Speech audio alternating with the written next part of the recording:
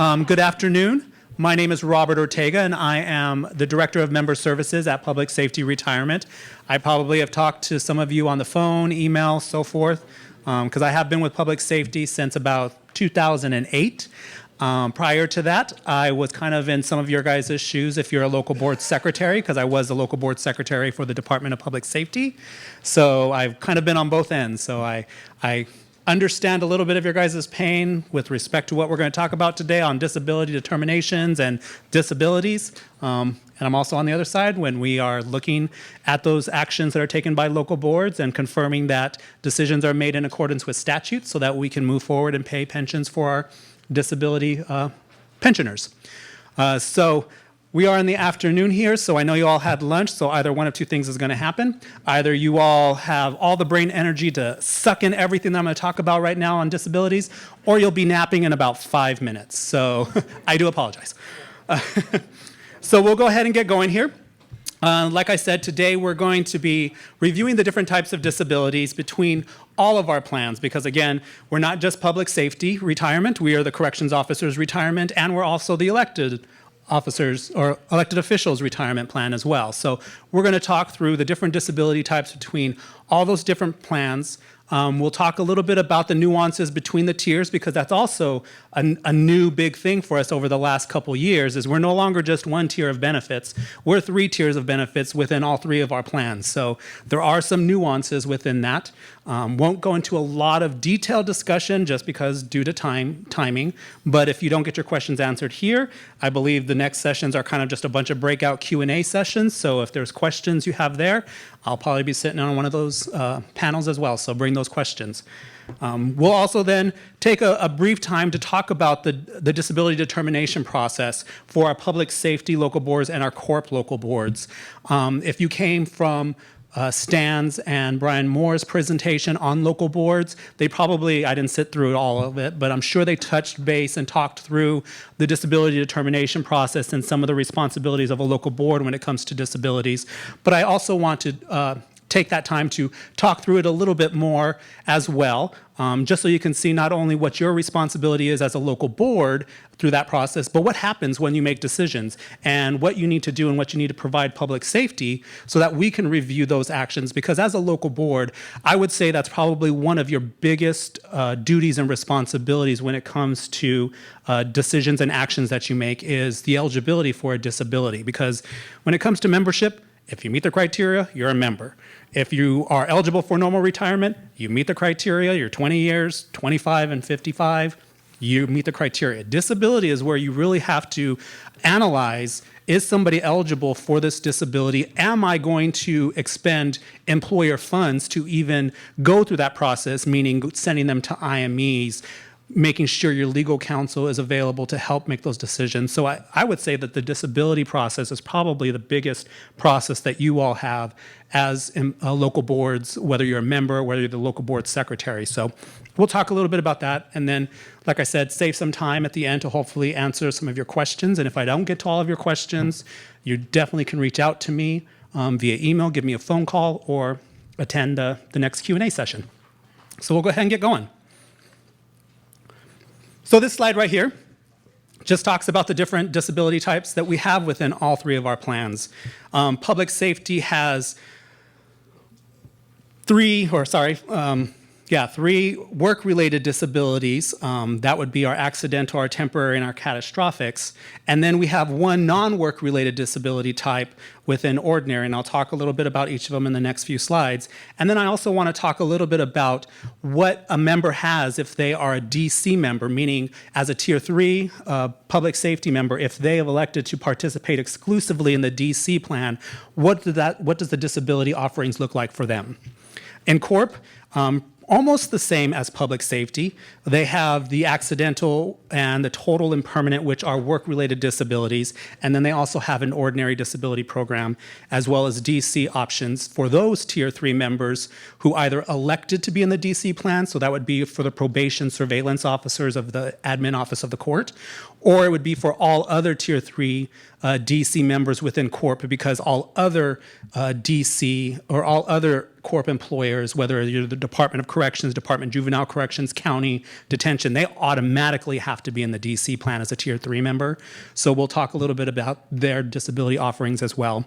And then I'm going to briefly go over the elected officials' disabilities, because that is something that we handle administratively directly at Public Safety. So I don't know if we have any elected officials or those who help and serve the elected officials for their particular counties or cities that they represent. So we'll talk a little bit about that. So we'll go ahead and first start off with public safety, and we'll start with our accidental disability.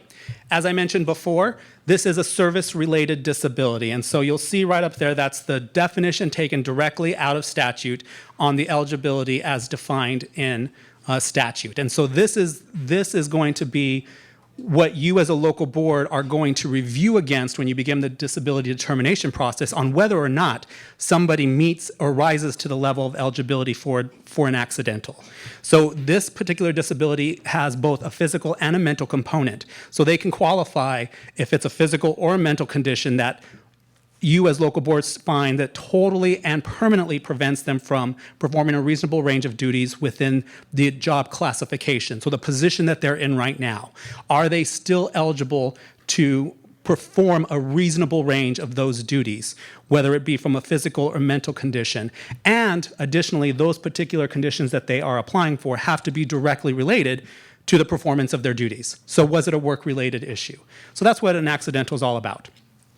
Requirements are governed under statute as well, and that's 38844. And so as a local board, you are making these decisions on whether or not they meet that definition as I previously talked about, but there's also things that a member is responsible for. So timely application is one of the requirements for a disability. And what that means is, are they applying reasonably after the disabling incident, or if they've terminated, then there's actually timeframes that a member has to apply. And so for those of you who may or may not be aware, once somebody terminates employment, they have up to a year to apply for this disability type. So it's not that they have to apply while they're still working, but if they don't, then there's a clock that begins to run out on them with respect to whether or not, even if they were potentially eligible, if they apply 2 years after they've terminated with you all, there is a potential that they're not eligible because of the timely application requirement. And then the local board obviously makes the final decision on eligibility and determination, and we'll talk briefly about that in the future. So once somebody is eligible for an accidental disability, you then have to go through the calculation process like you would with any other pension. So you would work with the member, whether you're the local board secretary going through the administrative process, on doing the calculation for that accidental disability. And I have the citation there for the statute, so you can review the detail behind each of it. But in essence, an accidental disability for our plans is you calculate it as though they normally are retired, and if they are not normal retirement eligible, you calculate it as though they hit their normal retirement for the 20 years. So for someone who's under 20 years of service, they would get a calculation at 20 years or 50% of the average monthly compensation.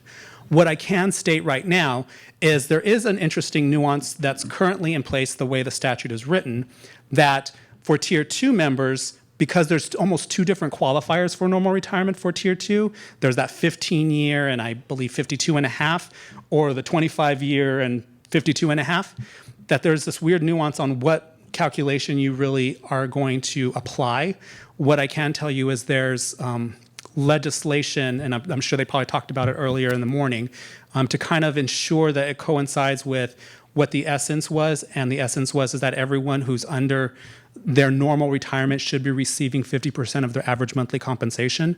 So that probably will be going through the legislative process to kind of codify that, but as it stands right now, it's kind of a nebulous area. Luckily, we haven't reached that point I can think of to deal with that, but just know that. But in essence, an accidental disability is calculated like a normal pension, even if the person has not hit normal pension requirements. One thing about an accidental disability, as well as all other service-related disabilities, is there is a tax-free component behind it. Because I'm sure that's probably a question that a member would ask, is why would I apply for this? What's going on? Well, with an accidental disability, there is a tax-free component, and that tax-free component is going to be for that first 50% of the average monthly compensation. That is considered a tax-free benefit. So it allows for that member to receive the benefit on a tax-free basis from a federal standpoint. Anything above that, because someone who has normal retirement eligibility, 20, 25, 27 years, can still apply for an accidental disability and receive it, and receive the pension calculated in the normal pension fashion, but only the first 50% of that calculation is considered a tax-free benefit.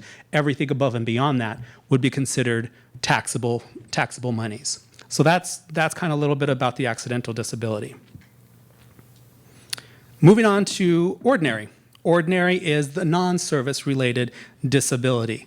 And again, not going to read the entire definition there before you, but you'll see this, it's taken directly from statute, that it's a physical condition that prevents an employee from totally and permanently performing a reasonable range of duties within the employee's department, or a mental condition that the local board determines will prevent them from any gainful, substantial employment. So it's a different level of decision-making from a local board perspective when it comes for an ordinary disability, but that's the definition there before you. A couple requirements with respect to an ordinary disability is, again, the timely application process. So they too have that responsibility to apply in a timely fashion, and if they terminate employment, they too also have that 1-year component to actually apply for this benefit. An interesting nuance about the ordinary disability, though, is that the individual cannot be normal retirement eligible. So if this individual is entitled to a normal retirement, they're ineligible for an ordinary, because for an ordinary disability, there is really no benefit from a tax perspective. Because it's not service related, it's a fully taxable benefit. So if you're normally retirement eligible and you're unable to do your job, retire. So that's an ordinary disability. Determination is also by the local board, and the calculation for an accidental disability is a fraction of what their normal retirement would be. So you would calculate what the normal retirement would be. You would then apply a factor based upon how much credited service they actually have on record against the multiplier of a 20-year, or in essence, with the other tiers, based upon their particular normal retirement criteria. So it's a fraction of a normal retirement that an ordinary disability is determined. Temporary, also a service-related disability. But this particular disability is more in line with, I'm not able to do my job right now, but there is a potential for me to rehabilitate, for me to get back to work. And so while it's not a permanent condition yet, or it hasn't been determined as a permanent condition through my medical treatment with my doctors and so forth, I still know I'm not able to do my job as a police officer, firefighter, and it was incurred at work. Then you might want to explore with the member the temporary disability. Temporary disability is a limited benefit. So as you can see on the screen, you're limited to only 12 payments of this particular benefit. At the 12th payment, decisions need to be made in terms of, has this condition now rise to the level of an accidental disability? Does it rise to the level of an ordinary disability? Or have I fully rehabilitated and I can get back to work, and then hopefully they can move back into full work status. Calculation on a temporary disability is, excuse me, is 50% of the average annual salary prior to their disability. So you're not looking at an average compensation like you normally would with a normal pension or the accidentals, where you're looking at a high 3, you're looking at a high 5. What you're just looking at is you're looking at the last year prior to the disability to determine what that average is, and then they're getting 50% of that on a monthly basis.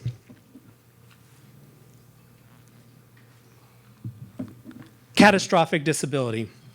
Catastrophic disability kind of is as it's written. It's a work-related disability. It's only a physical condition, so there's not a mental component to a catastrophic disability.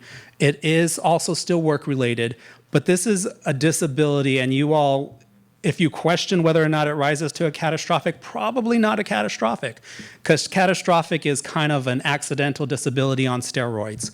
And this is basically a situation in which someone is permanently and unable to engage in any gainful employment and was a result of an on-duty injury. So this is someone who's probably not going to have any future employment opportunities at all. And this is where a catastrophic would come through. Someone who just, happened to break their ankle and can still walk, probably not going to be a catastrophic, could potentially be an accidental, who knows, but in my mind, probably doesn't rise to a level of a catastrophic. I'm sure you guys probably would know examples of issues and times where it would rise to a level of a catastrophic. Same requirements in terms of termination by reason of disability, and that's one thing I did not mention on the other disability types, which I want to bring up now, is that in each and one of these disability types, the termination has to be by reason of disability. So that's another component that you as a local board have to look at when you're making a decision is, did this person terminate by reason of the disability that they're applying for? So you want to take that into consideration as well in terms of the timeliness and so forth. Again, determinations made by the local board. Calculation for a catastrophic disability is going to be for that first 60 months. They're going to receive 90% of the average monthly compensation. So you would calculate what their average monthly compensation would be based upon their tier, again, high 3, high 5, and they're going to receive 90% of that for that first 60 months. After the 60th month, they should be going through another reevaluation for continued eligibility of that benefit. If it's deemed that they're eligible for continued receipt of the catastrophic disability, the calculation then reduces to either 62.5% of that average monthly compensation, or if you calculate what their normal pension would be utilizing their actual credited service, whichever one is the higher. And then they would receive that for the remainder of their eligibility for those benefits. This is also service related, so there is a tax-free component to the accidental disability as well, or the catastrophic, I apologize, for the catastrophic. So this is a tax-free benefit as well. So this last slide here, before we move on to CORP, is for our public safety DC disabilities.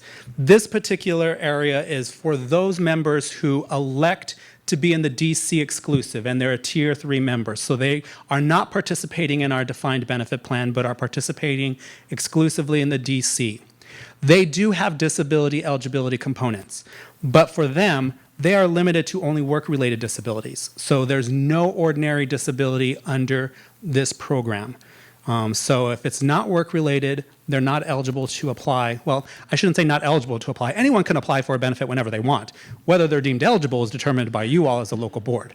But under this plan, they're not eligible for non-work-related disabilities. The determination process is no different than you would have for a determination process for the defined benefit programs. So determination process happens at the local board level. You would go through the same administrative functions as you would when you're determining eligibility for DB-related benefits. And if they're eligible for that disability, then you would continue on with the calculation process that you would for those members. So as you can see in the following bullet points, you would follow the same calculation as a DC disability. So whatever benefit they're applying for, you would still calculate it in the same manner as you would for a DB member. The difference in this scenario is that once you calculate what that benefit would be, there is going to be an offset to that calculated benefit.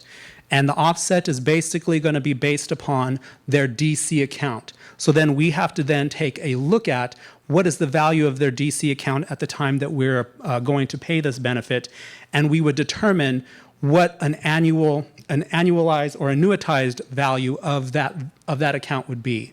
So there's an actuarial calculation that is a component of this benefit in terms of what's that value in your DC account when you're going to receive this disability, and if you were to start receiving an annuity from this account, what would that amount be? So then we would take that amount and reduce your disability that you might be eligible for as a member. We're not saying you have to take your monies and start taking that annuity out of the DC account. You can start drawing upon it whenever you decide to, because it's a DC account and you make the decisions on that. But what we're saying is that the value is going to be taken into consideration with respect to what your disability is going to be out of the DC Disability Fund. Had a question back there. Yeah, I just was curious, what is the percentage of new hires that are DC hires? In other words, how often does this actually come up? And my second question is, of all the calculations of benefits due in your different slides, and bear in mind I'm a civilian member of a pension board, are all of those calculations submitted to PSPRS to be double-checked for accuracy before they're written in stone? Yeah. So your second point to your question, yes, just like with any pension benefit or pension packet that you're going to remit to PSPRS, it does go through a review process. So we are reviewing the calculation. Hopefully we're doing it ahead of the game before we get the packet, so we can work through the nuances on what is the contribution history of the member that we have on record against the calculation that you calculated as compensation, and work through those issues. But yes, we go through an evaluation process just like we do for normal retirements. The first question on the DC, how many participants elect this process, I haven't done a recent review, but I believe the last time it was looked at, it was about 20% or less are electing into the DC plan exclusively.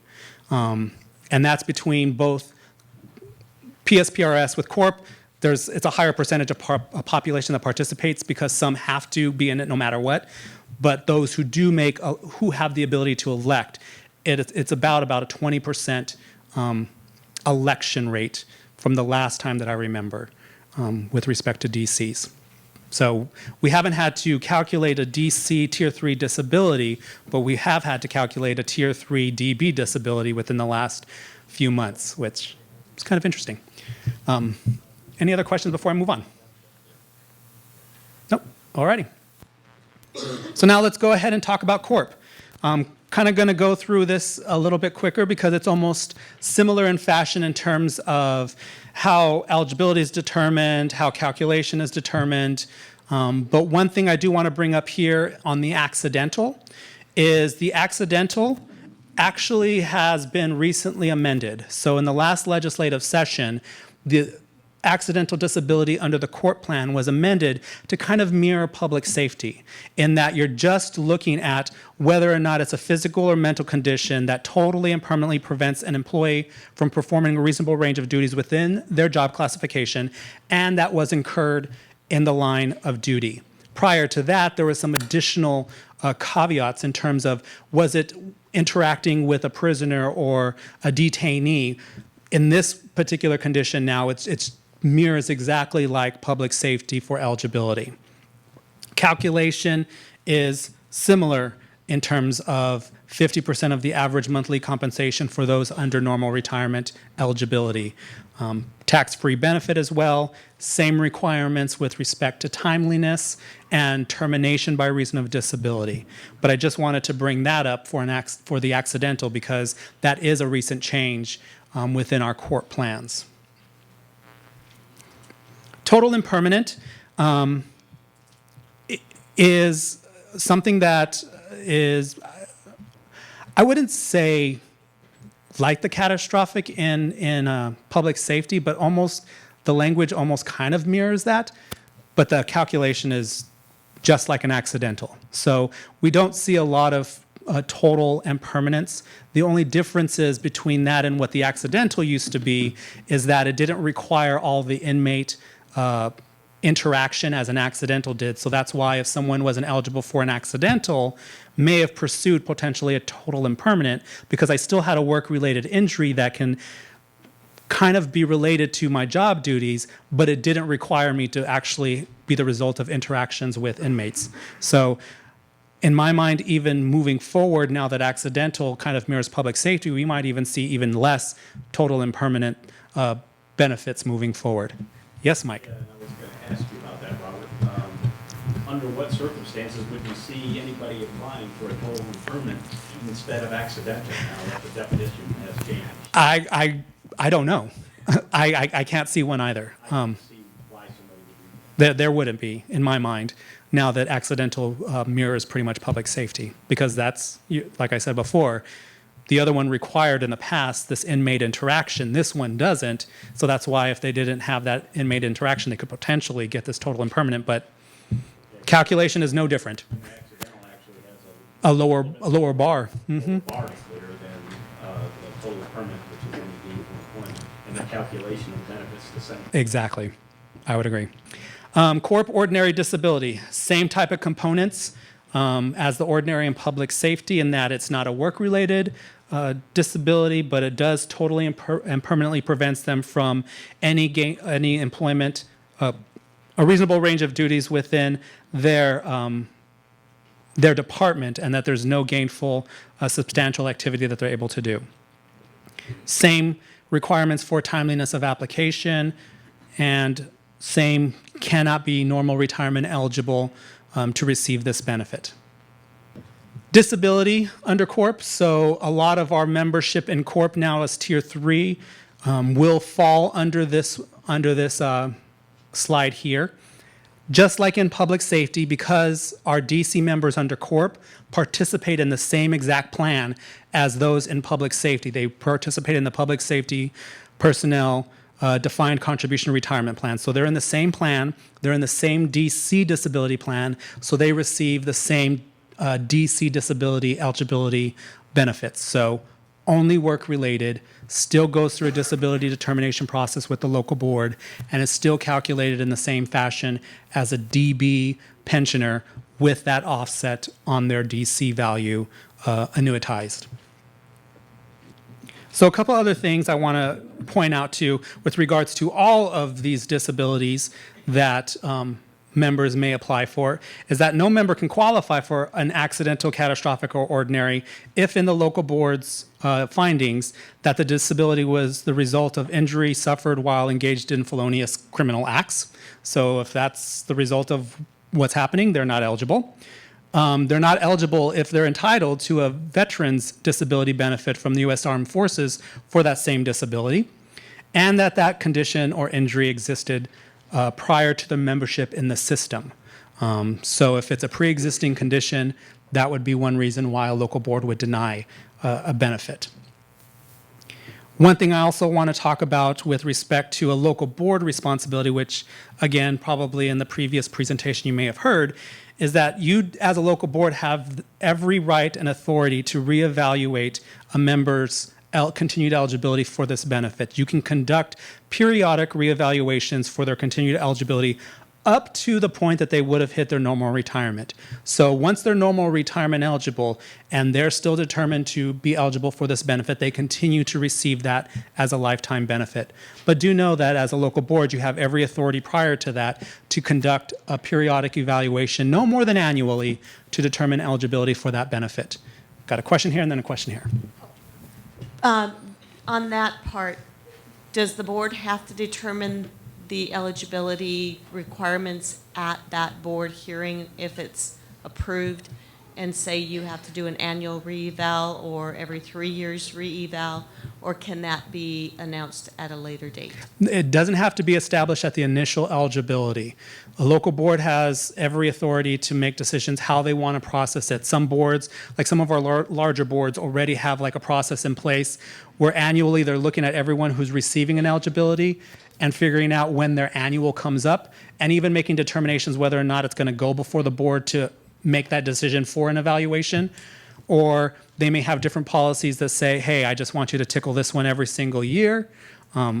There's nothing that requires a specific process. I would advocate that a local board come up with procedures on how they do their annual evaluations. What does that process look like? So they can educate their members and say, look, member, you're eligible for this accidental disability, but do know that this is what we do as a local board on an annual basis to determine eligibility, or biannual, or whatever process you all decide upon. But there's nothing in statute that says you have to do this evaluation. You just have that authority to do so. And then a question right here. Just clarification on something that was talked about in one of the earlier breakouts. If you do a reevaluation and make a determination that they no longer qualify for that benefit, going back to work, are you then, as the employer, required to put them back in their previous position? Or is it any other job that's available, or what are the requirements there? Well, the statute does say that an offer of employment by an employer has to be offered. So technically, it doesn't have to be specifically the employer that is giving the pension, but It would have to be, it would still have to be PSPRS. it would have to be a PSPRS eligible position, because the spirit of the law is that we're not trying to have these individuals lose their coverage under the plan. We still want them to be covered under public safety, under CORP, but if in the local board's determination through the medical evaluation is that they can return back to work, our intent is, hey, let's get them back to work. Let's get them back into a work status. And in order for you as a local board to say, we're shutting this off, there has to be some sort of offer of employment, whether it's with you as an employer with a public safety position, or an offer of employment with another public safety employer in a public safety position. It wouldn't have to be in their same position at the same level. Nope. It just has to be a PSPRS covered position. Yep. Robert? Yes. How about, over here, again, if they've gotten a workman's comp payment settlement, is that anywhere applicable, because it's like dual dipping or anything like that? From our perspective, there is no correlation to workman's comp on eligibility for pension benefits. If they're eligible for workman's comp and things of that sort, that's a whole other process, whole other section of statutes and eligibility process. Does workman comp type of evidence come into play when you're making decisions and determinations? Possibly, I don't know. Local boards kind of set their own procedures on review of claims, but just by mere virtue of eligibility for workman's comp doesn't necessarily mean you're eligible for disability pension. And if you're getting a workman's comp benefit, doesn't mean that your pension's going to be offset in any way or anything like that. Great question. Last bullet point on this one is just disabilities and return to work issues. This, just like any other pension, is considered a pension, so there are return to work rules with respect to receiving a pension and returning back to an employer who is covered under the plan, so do be aware of that. I've referenced the statutes there, so you do want to make sure you're looking at that when you are potentially hiring a member who is receiving a disability out of our plans, ensuring that it's in compliance with statute, because they too still have to follow those return to work procedures. So quickly, because I know I'm getting close to running out of time, and I haven't even gone on the disability determination process, is to briefly talk about EORP. Like I said before, there is a disability benefit for our elected officials. Everything is handled at public safety, so you as employers and local boards don't need to make decisions on eligibility on EORP. That's handled at public safety. What I can say is it goes through a medical board process. So there's an appointment of a 3-physician medical board, one appointed by the member themselves, one appointed by the board of trustees, and one appointed by the governor. So they have to go through an evaluation 3 times, and all 3 of those reports that we receive have to show a majority in terms of rising to the level under statute for eligibility. Decision for eligibility is handled at the Board of Trustees, and we also handle all of the administrative process with respect to a disability for elected officials. So for any of you who have elected officials who are inquiring, send them over to public safety. Is this a standing board, or is this something that's done on a case-by-case basis? It's done on a case-by-case basis, yep. So quickly, just kind of going through the disability determination process, not going to go into a lot of depth in there with the time that I have left, because I still want to open it up to potentially any questions you may have.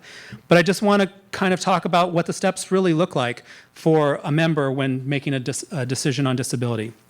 As I mentioned before, the member files for the application, and they can file whether or not they're eligible. So if hopefully they're having conversations with you all as local board members or local board secretary to understand what it means to be eligible so they can make a decision on what benefit they're eligible for.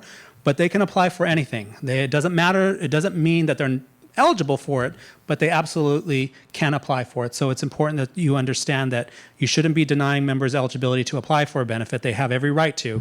It's whether or not they rise to that level of eligibility through that disability process. So that takes you to the next point. Member applies. Member provides all the medical evidence, their physicians that have been treating them for this disability to go before the board. And then the board makes a decision at that point. Yeah, you guys all are not medical experts, but you do know what duties this person has to do. You do know whether or not if it was work-related, if there was some documentation tied to that. And if there's that potential that, hey, this person may not be able to do this job anymore, you may want to make decisions to send them to IME to let the doctor opine on a medical level whether or not it rises to the level of the definitions. But if the member is applying for a benefit and they're not even providing any type of medical evidence or there's nothing there, that's when local boards have to make decisions on whether or not they want to expend that money to go to an IME, because those IMEs can be costly.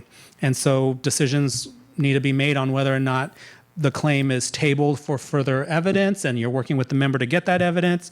If member is like, hey, this is all I have, and it's not sufficient in your mind that it doesn't rise to that level to even expend that money to IME, then you may go through a denial at that point. But the local board makes those decisions whether it not moves over to the IME. If it goes to the IME level, obviously they go through that evaluation. Doctor is answering the questions via our questionnaire on the applications that we have, and any supplemental clarifying questions that the local board may have to ensure that they are meeting their responsibility of eligibility, because that's ultimately what it is you need to make sure that you all as a local board have all the evidence and all the medical information in front of you to make a solid decision on eligibility or ineligibility for the benefit. So it goes through that process. IME doctor renders their reports back to the local board. Local board takes that information and makes a decision on eligibility. Are you eligible? Are you not eligible? Once that process is determined, whether or not it is an approval or a denial, all of that needs to come to public safety, because we too go through a review of that documentation to ensure that the local board has made a decision in accordance with statute. If there are any questions or conflicts within the decision, we will be reaching out to you to help hopefully get those conflicts resolved. Or if we go through a full rehearing request, you may get a request for rehearing from PSPRS, which leads me to the next slide. But quick question.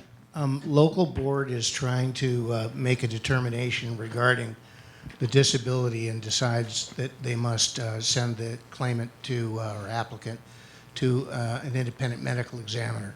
But we're also aware that the applicant has had a workman's compensation claim which was litigated and concluded, and that claim involves not only medical records and reports obtained by the insurance carrier, but also contains sub rosa investigation obtained by the insurance carrier, which information was all supplied to an agreed medical examiner in the workers' compensation case and formed the basis, in part, of the agreed medical examiner's opinion, which in turn then resulted in whatever the result was with regard to disability and workers' comp.